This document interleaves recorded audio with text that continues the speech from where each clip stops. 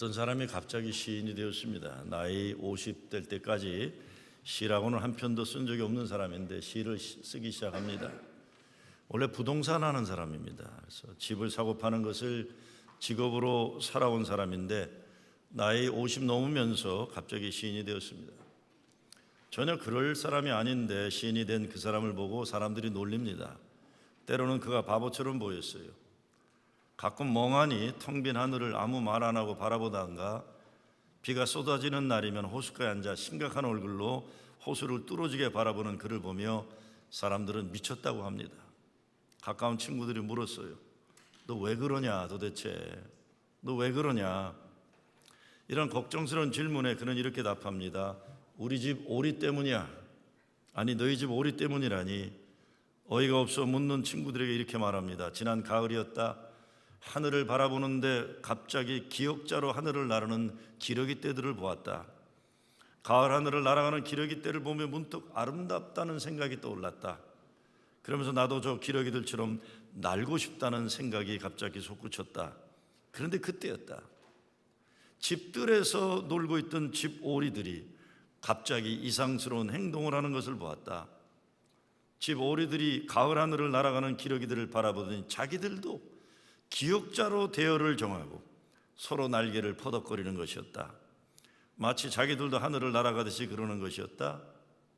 집 오리들의 이상한 행동을 놀랍게 바라보고 있는데 신기한 일이 벌어졌다.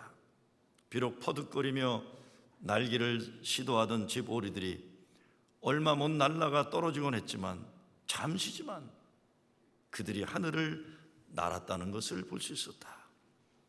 그들은 분명 하늘을 날고 있었던 것이다.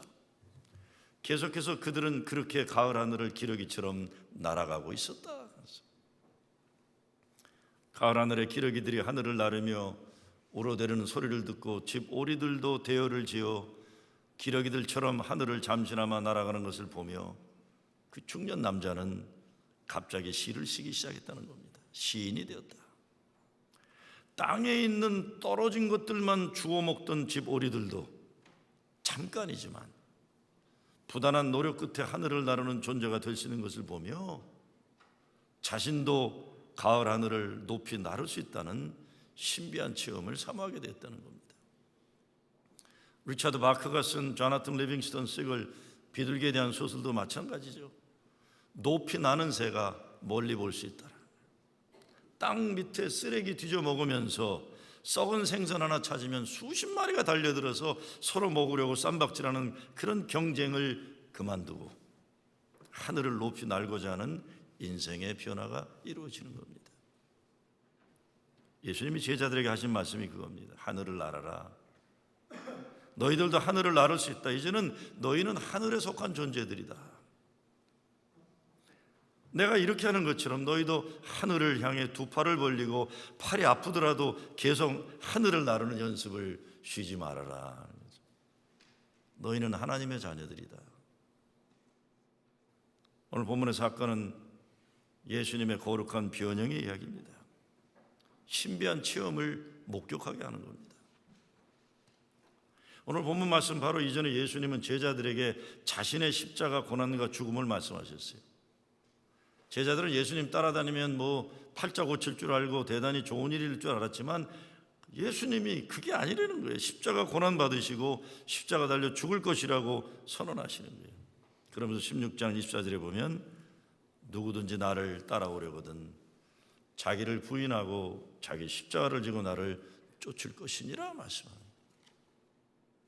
십자가 고난과 죽음의 길을 가기 전에 예수님은 제자들을 데리고 산에 오르신 겁니다. 제자들 가운데도 좀 그래도 이해할 줄 아는 성숙한 영적으로 그래도 준비된 믿을 만한 제자들만 데리고 올라가시는 거예요. 산에 오르고 저녁 늦어 제자들은 잠이 들고 예수님은 기도하십니다. 기도하는데 놀라운 일이 벌어져요. 오늘 성경에 보면 그 얼굴이 해같이 빛났고 옷이 빛과 같이 휘어졌더라. 마가복음에서는 같은 내용을 가지고 세상에서 빨래하는 자가 저렇게 희귀할 수 없을 만큼 하얗다 그렇게 했어요. 아주 하얗게 됐다. 온몸에서 광채가 났다는 거예요. 예수님이. 예수님에게 빛과 광채가 나는 것만이 아니라 예수님과 함께 모세와 엘리야가 영광 중에 그 자리에 있는 거예요. 당시 상황으로 보면 예수님은 무명의 사람이에요. 종교계의 족보도 제대로 못 올린 분이에요. 모세와 엘리야가 예수님과 함께 있다는 걸 보면 제자들이 볼 때는 이제 예수님이 종교계의 메이저리그에 등극하신 거예요. 와, 우리 선생님 이제 됐다. 이제 우리 시대가 왔다, 이런 거예요. 훗날 베드로후서 1장에서 이때 광경을 이렇게 설명합니다. 우리는 그의 크신 위엄을 친히 본지라. 그러면 뭡니까? 다른 12제자들과 달리 우리는 거룩한 산에서 거룩한 것을 경험한 특별한 제자들이라는 걸 선언하는 거예요. 오늘 우리에게도 이와 같은 신비한 체험에 도전이 주어져 있습니다. 신앙생활에서 우리는 때로 변화 체험을 위해 산에 올라야 할 때가 있어요. 너무 땅바닥에만 기어다니는 게 아니라 산을 올라야 됩니다. 거룩한 변화가 요구될 때요. 인생의 새로운 전환을 위해서 이렇게 살 수 없겠다는 우리의 결단을 가지고 거룩한 산에 오르는 거예요. 나 인생 이렇게 살면 안 되겠다. 시대를 진단하면서 누군가 말하기를 60년대 젊은이들은, 그러니까 저보다 10년 위의 선배들, 지금 70대 들어가는 세대들은 자기들이 모든 것을 할 수 있다고 믿는 인본주의적 이상주의에 빠졌었다고 해요. 미국 세계를 얘기하는 거죠. 80년대, 저보다 10년 후의 세대는 세상을 움직이는 거대한 힘에 무기력해져서 아무것도 할 수 없다는 조소적인 폐쇄주의에 만연한 세대다. 극과 극이에요. 이상주의적 인본주의와 조소적인 폐쇄주의가 20년간에 걸려 있는 거예요. 그래서 어떤 거룩한 꿈이나 거룩한 삶의 시도와 노력이 없고 그저 성실하게 주어진 일에 최선 다하는 신보수 세대가 80년대 세대예요. 90년대 오면은 그 소련의 붕괴와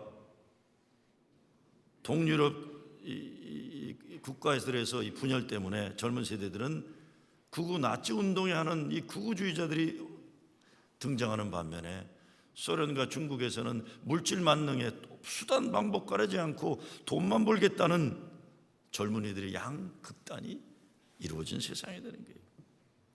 젊은이들을 움직이는 어떤 사상이나 이념이나 이상사회 건설을 위한 꿈과 비전이 아니라 극우주의자들과 물질 만능 욕망의 시대가 되었다는 겁니다. 불행한 거죠. 지금 우리가 살고 있는 이 시대는 어떠합니까? 분명한 것은 인간 역사의 모순은 어느 시대나 반복되고 있다는 겁니다. 무엇보다 이 시대의 가장 심각한 문제는 경제 문제예요. 경제 문제와 더불어 평화를 깨는 테러와 전쟁의 위협이 여기저기 일어나고 있습니다. 경제 문제가 부각될 때 항상 미국은 희생양을 찾았어요. 미국 경제가 어려워질 때마다 희생양을 찾았어요. 일본에서도 1920년대에 대지진이 났을 때 희생양을 찾느라고 조선 사람을 10만 명인가 죽이는 무서운 일이 있었죠. 숫자는 10만이 아닐 수도 있지만요. 항상 못된 나라의 역사마다 희생양을 찾는데 지금 미국의 문제를 희생양을 이민자들, 특별히 소련 비비자들로 찾고 있는 거예요. 가장 약한 사람들을 희생양으로 찾고 있어요. 미국의 문제는 백인 민족주의가 고개 드는 것이고 전 세계적으로 고개 드는 민족 이기주의가 큰 문제예요. 다 민족 이기주의로 가고 있어요. 그런가 하면 일반 민중들의 문제는 뭐를 해도 소용없다는 패배주의가, 조소주의가 확산되고 있는 겁니다. 그렇게 되면 어떻게 됩니까? 거룩한 삶, 선한 삶, 정의로운 삶, 이런 거를 포기하고 자기만 살겠다는 이기적인 세상이 되고 마는 겁니다. 이런 새로운 변화의 시대는 개인이나 가정이나 교회도 거룩한 산에 올라야 하는 겁니다. 교회도 역사 변화 체험을 위해 산에 올라야 되는 거예요. 산에 오르는 노력이 없으면 계속 밑에서 땅에 떨어진 모이나 죽느라고 서로 싸우며 분주한 지보리들과 다름이 없어지는 겁니다. 교회도 계속 하늘을 바라보며 하늘을 향한 날갯짓의 반복을 포기하지 말아야 합니다. 산에 올라 신비한 체험하는 거죠. 예수의 존귀와 영광을 보는 영적 체험이에요. 변화산의 체험이 오늘 주님의 몸된 교회를 이루는 저와 여러분이 체험하기를 참여해야 할 영적인 도전입니다. 예수 믿는 사람들은 예수님의 말씀과 삶을 닮아가는 사람들입니다. 그래서 세상의 잘못된 가치관이 우리 삶에 들어오는 것을 과감하게 거부해야 됩니다. 교회는 더욱 그래요. 예수 믿기 때문에 예수로 행복하고 든든하고 당당해야 돼요. 예수 믿으면서 비겁하고 예수 믿으면서 시시하게 헛되고 부질없는 것 욕심부리고 그러지 말아야 돼요. 제가 모셨던 스승께서 쓰신 글이 있어요. 제가 지난주 저녁에 시카고 간 게 딴 게 아니라 제가 20년 전에 시카고 떠나면서 제 개척했던 교회가 어려워지니까 제가 부목사로 있었던 교회와 합쳐서 창립 20년 돼서 갔다 왔는데 제가 부목사로 있었던 교회 담임 목사님이 이런 글을 쓰셨어요. 세상 끝날까지 사람 모여 사는 사회에는 비리가 있다. 비리에 대해 한 번도 입을 열지 못하는 자는 비겁 쪽에 서 있는 것이고 한시도 입을 쉬지 않는 자는 야심 쪽에 가깝다. 사람이 비겁해지는 까닭은 무엇인가? 신념이 없기 때문이다. 야심적인 인간이 되는 까닭은 무엇인가? 속에 보채미 심하기 때문이다. 신념이란 걸 귀하게 여길 줄 알고 보채미 멈춘 사람을 신앙인이라고 한다. 신앙인은 비굴한 인간처럼 사욕을 취함도 없다. 때문에 세상 끝날까지 비겁한 자들에게도 비난을 듣고 야심꾼들에게도 욕을 먹으니 입을 열기도 하고 다물기도 하면서 고요히 자기의 소신대로 살아갈 뿐이다. 이 교회에 비겁한 인간들하고 야심 있는 인간들 모여 있으면 이건 완전히 아사리판입니다. 시시한 거 이익 챙기려고 그냥 분주한 사람들, 또 딴 데서 못 이루는 세상의 야망을 교회에서 차오려고 욕심 부리고 보채는 사람들이 있으면 정신이 하나도 없어요. 정신이 하나도 없어요. 예수 만나서 예수의 사람으로 당당하게 살아야 되는데 헛되고 부질없는 욕심 부리는 사람들이 있으면 교회가 교회 역할을 못하는 겁니다. 산에 올라야지. 산에 올라서 예수님 만나고 나를 만나야 돼. 나를. 내가 변화되기 위해, 내가 온전한 내가 되기 위해 거룩한 영적인 체험이 필요한데 예수 그리스도를 산 위에서 인격적으로 만나야 되는 겁니다. 오늘 2절 말씀 보게 되면 저희 앞에서 변형대사라는데 이 변형이라면 메타몰포테라는 헬라어로 외형적인 변화가 아니라 내적인 영적인 변화, 본질적인 변화예요. 사람의 겉모습만 달라진 게 아니라 삶의 형태가 달라지는 거예요.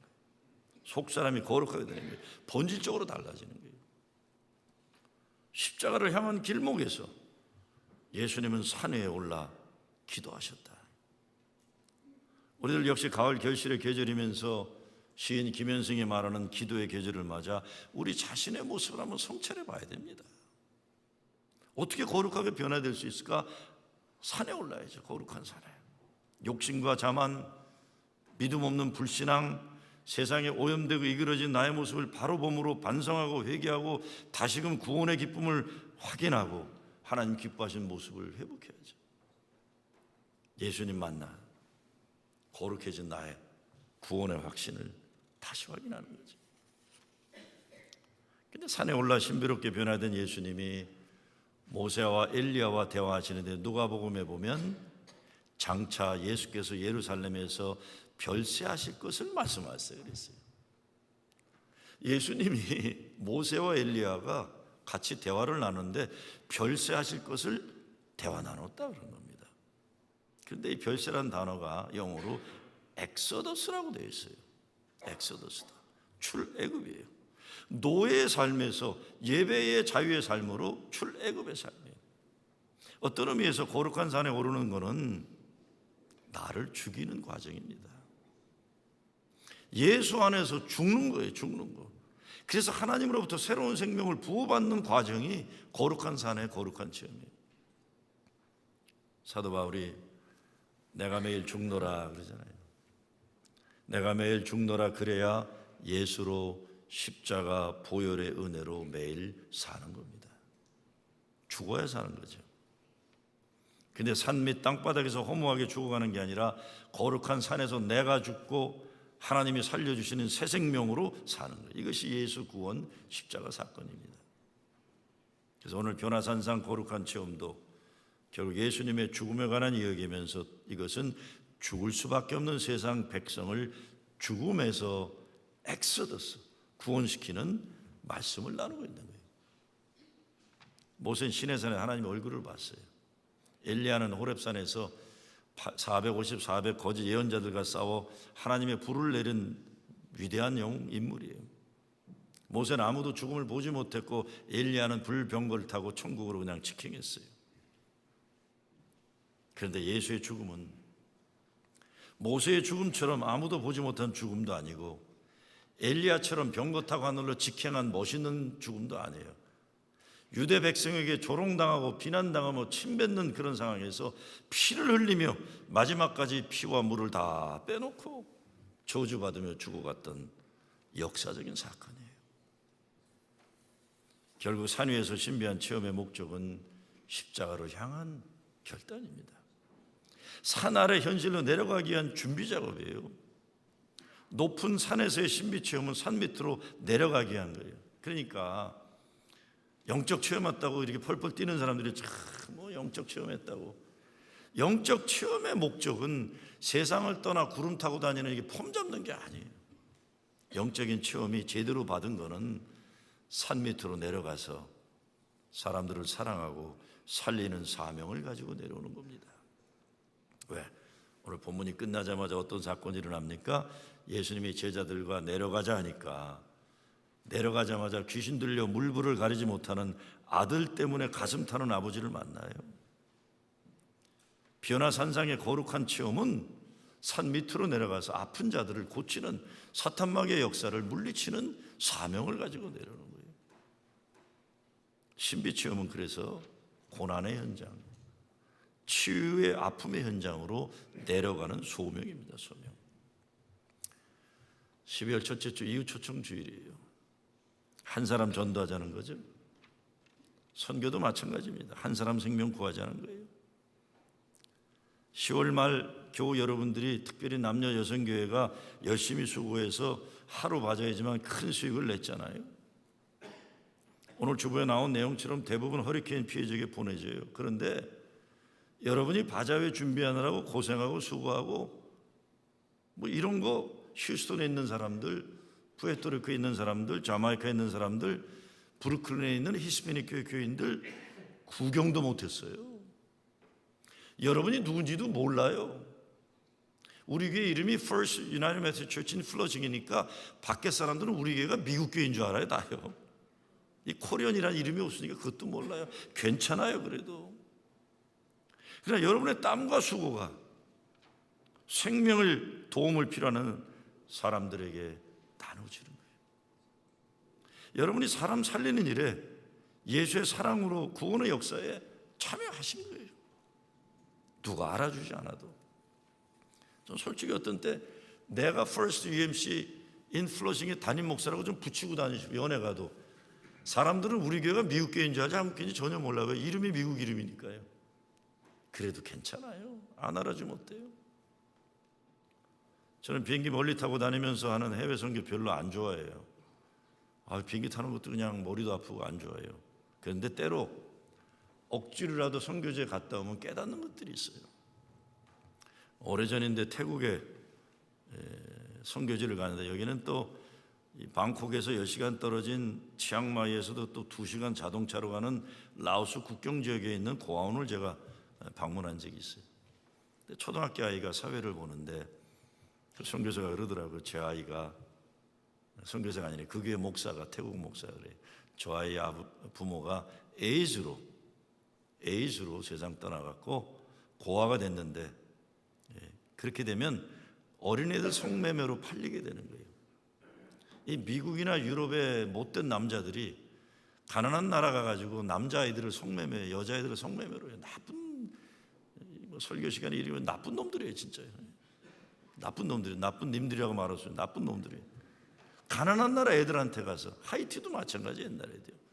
하이티도 유럽에 있는 남자들이 가서 다 나쁜 짓 해가지고 에이즈가 더 확산되고 있어서 그거를 미국에 있는 연합감리교 한인교회들이 보낸 선교비로 그 아이들을 사왔다는 거예요.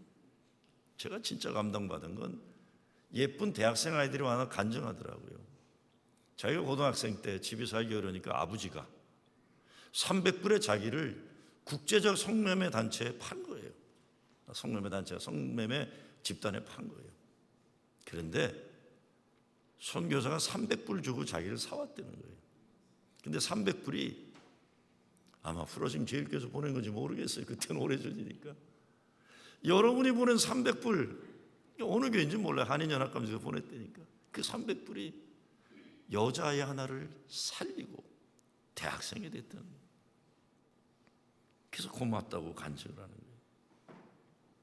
다시 말씀드리면 여러분이 보내는 헌금, 교단에 내는 선교비 어떻게 쓰는지 아무도 몰라요.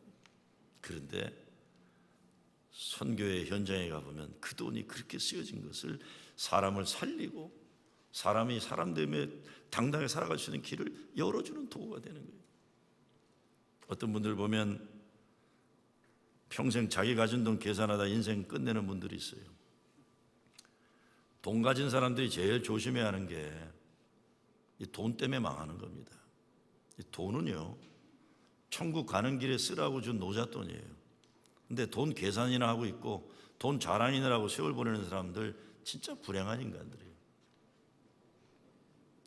다시 말씀드려요. 돈은요, 돈 있는 분들 좀 들으세요. 돈 있는 분들, 돈은 자랑하라고 있는 게 아니에요. 돈 세고 있느라고 있는 게 아니에요. 그 사람 살리라고 준 겁니다. 제발 자랑들 하고 돈 세느라고 그런 세월 보내지 마세요. 시간도 건강도 마찬가지예요. 하나님 허락하신 내 삶의 자원들을 가지고 한 사람 전도하고 한 사람 생명 살리기 위해 쓰임받은 거 주신 거예요. 한 아이라도 한 생명이라도 사랑하고 살리는 일 위해 다 쓰고 가야죠. 쓰고 가야죠. 예수님은 변화산상의 신비체험을 통해 장차 자신의 고난과 죽음에 대해 처음으로 밝히심으로 실망한 제자들에게 십자가가 패배가 아니라는 것, 십자가가 위대한 믿음의 사랑의 승리라는 걸 보여주고자 하시는 거예요. 앞으로 제자들에게 다가올 고난의 길도 이겨내길 바라는 거죠. 그러기 위해서는 영적인 거룩한 체험이 필요하다는 겁니다. 저는 교회 열심히 하는 거 싫다고 여러 번 말씀드렸죠. 제가 우리 교회 보면요, 진짜 신앙생활 개떡같이 하면서 뭐 이렇게 일하는 분들 계세요. 제발 안 했으면 좋겠어요. 좀 성경 공부도 안 하고 예배도 전혀 안 드리고 그냥 못된 짓 하면서도 주일날 되면 앞에 나서서 설치는 사람들이 있어요. 제발 좀 안 했으면 좋겠어요. 제발 좀. 교회는 예수 잘 믿으라고 뭐 있는 거지. 그냥 동창회도 아니고 한인회도 아닌데. 제가 너무 심하게 얘기했나? 개떡같다는 게. 더 심하게 얘기하고 싶어요. 사실은요. 진짜 신앙생활에 관심이 없으면서 주일날 헛된 일에 왔다 갔다 바쁜 분들 많아요. 그거 동조하지 마세요. 여러분들이요. 당신 제대로 여기 신앙생활 못하면 딴 교회 나가라 그러던가, 예배 드리고 신앙생활 제대로 안 할 거면 그런 거 하지 말라고 그러세요. 제발 좀요. 영적인 체험 없이 아무 일도 할 수가 없습니다. 베드로가 말합니다. 주님, 우리가 여기 있는 거 좋습니다. 여기가 좋사오니. 얼마나 좋았겠어요. 야, 이제 뭐가 되나 보다. 예수님 뭐라 그래요? 산 밑으로 내려가자 그러시는 거예요. 황홀한 영적인 신비의 체험의 순간이 사라져요. 모세와 엘리야는 떠나고 구름이 덮여와요. 그래서 오늘 마지막에 보면 거기에 오직 예수만 남았더라 그랬어요. 모세로 상징하는 율법도 아니에요. 엘리야로 상징하는 능력도 아니에요. 오직 남는 것은 예수 십자가가 남는 거예요. 예수 십자가가 남는 거예요. 여기에 인간 구원을 위한 십자가를 향한 엑소더스가 있는 거예요. 예수만 남았더라. 여러분, 우리 교회도 뭐만 남아야 되겠습니까? 예수만 남아야 돼요. 헛된 세상의 자랑, 헛된 영광, 이거 다 지금 그만두고 프로중 제일교회를 생각하면 예수만 보이더라. 이렇게 예수만 보이더라. 산 위에 오르기 위해 기도와 예배를 통해 하나님 사랑 체험하는 만큼 나 자신 사랑은 물론이요 이웃사랑 제대로 할 수 있는 거예요. 예수만 남고. 뭐라고 하십니까? 하나님이 이는 내 사랑하는 아들이요 내 기뻐하는 자니 너희는 저의 말을 들으라. 인류 구원의 사랑은 병거 타고 하늘에 오르는 신비도 아니요, 모두 확실하게 경험한 그 고난의 죽음의 십자가의 능력이라는 거예요. 이게 신비 체험이에요. 십자가에 달리신 예수를 그리스도로 고백함이 신앙의 가장 위대한 신비입니다. 말세가 되고 역사의 전환시대가 되면 각종 사이비 종교가 만연하고 신비한 거 강조하는 종파들이 일어나요. 그런데 여러분, 우리에게 진정 신비한 것은 예수 십자가밖에 없습니다. 자꾸 이상한 거, 이상한 헛된 거 헛고보고 따라다니지 좀 마세요. 그거 좋은 거 아니에요. 마지막으로 구름 가운데 하나님의 음성이 들려왔다. 저는 이거를 불확실한 시대에 주시는 하나님의 확실한 말씀이라고 생각해요. 여기가 조사원이 감정의 차원이 아니라 말씀에서 주시는 확실한 믿음만 가지고 살아야 되는 거예요.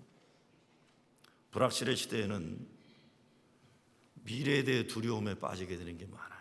제가 지난 주간 시카고에서 열린 한인총회 미래대책 모임 가서 그런 얘기했어요. 교단 전체가 앞으로 미래 어떻게 변화될지 고민하고 불안해하는데 앞으로 10년, 100년이 지나도 절대로 변하지 않는 그 진리에만 집중하자고 그랬어요. 뭐 어떻게 교단이 변할지. 제가 가만히 생각해 보니까 그래요. 우리 4차년 총회 제너럴 컨퍼런스 열릴 때만 되면 수천만 불의 돈이 들어가요. 그놈을 회의하느라고. 근데 지난 20여 년 그렇게 머리 좋은 사람들이 모여서 회의했는데 결과는 아무것도 없어요. 그러면 그런 짓 그만해야 되는 거예요. 이제는 미래가 어떻게 변할지 그거 고민하느라고 실제적으로 오늘 필요한 것들은 소홀히 하는 게 우리 교단의 문제예요. 지금이요.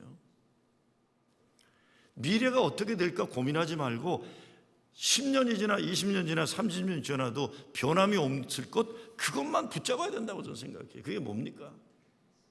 예수가 그리스도이시면 복음의 선포예요. 하나님 나라 선포하고 병든 자들을 고치는 일, 사탄마귀의 역사를 물리치는, 그게 예수님이 하신 일. 그것만 집중하기도 바쁜 세상이에요. 요즘이요. 뭔 놈의 회의 그렇게 오래 했는데 안 된 그만두는 거죠. 저희 집사람이 회의 갈 때마다 저한테 주시는 말씀이 있어요. 어디 또 회의가? 그러면 한반도 평화 통일을 위해서 가. 그러면 저희 집사람이 꼭 하세요. 아직도 통일 안 됐어? 그래요. 그렇게 회의 많이 했는데 교단에 부흥을 위한 그런, 아직 부흥 안 끝났어? 그래요. 그렇게 회의 많이 하는데 안 끝났냐? 진짜 배기 싫어 죽겠어요. 자, 그런데 근데 맞는 말이에요. 맞는 말 생각해 보면 맞는 말이에요. 알지 못할 미래에 대해 자꾸 회의하지 말고 2000년간 교회에 가장 중요했던 그것만 붙잡고 살아도 바빠요. 예수가 그리스도이심의 선포예요. 사탄마귀 권세 물리치고 예수 사랑 실천하는 일에만 에너지를 투자하기도 얼마나 바빠요. 그래야 교회가 살고, 교회가 살아야 교단이 사는 겁니다. 예수님이 두려움에 빠진 제자들에게 일어나라 두려워 말라 하시고 그들과 함께 산 밑으로 내려가셨다 그랬어요. 왜? 산 밑에 사람들이 기다리고 있기 때문에 그래요. 산 밑에 기다리고 있기 때문에, 사명이 있기 때문에. 그런데 사명, 사역이 있기 전에 예수 거룩한 만남이 먼저 돼야 되죠.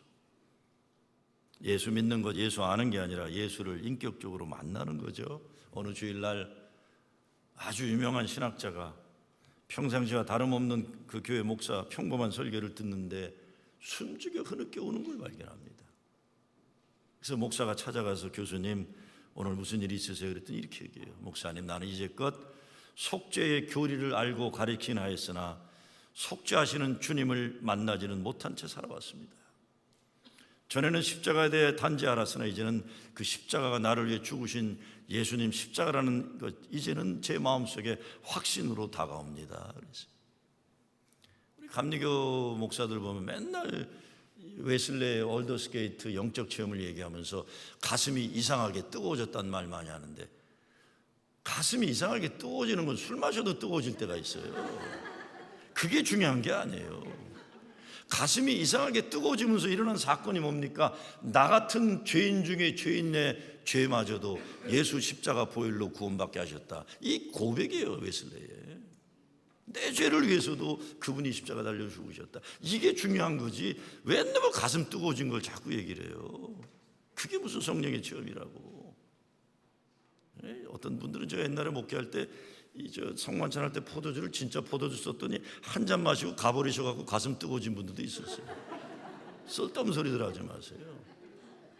십자가가 나를 위해 죽으신 예수의 은혜라는 걸 깨닫는 게 가장 중요한 거지. 뭐 너무 가슴 벌렁벌렁한 걸 가지고 자꾸 그렇게 중요하게 얘기를 해요.